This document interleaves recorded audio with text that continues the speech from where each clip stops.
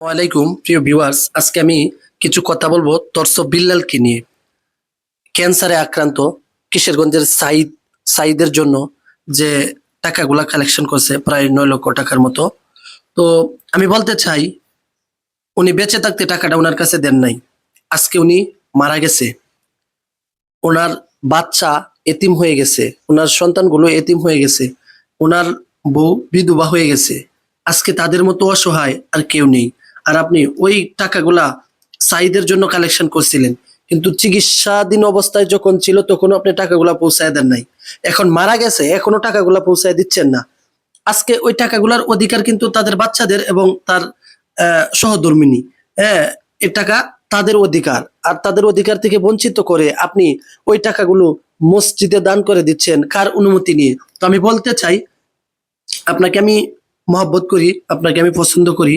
তো আমি আজকে কথা বলতে বাধ্য হলাম, এই বিষয়টা আমার খারাপ লেগেছে। তো আপনাকে আমি বলতে চাই, আপনার এলাকায় একজন হক্কানি আলেমের সাথে পরামর্শ করে পরে এই কাজটা করেন।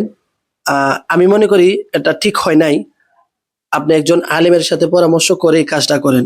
আর আপনাকে আমি বলতে চাই, ওই টাকাগুলা আমি মনে করি এই টাকার হক তার সন্তান এবং তার সহধর্মিনী। আর আপনাদের মূল্যবান মন্তব্য করে যাবেন।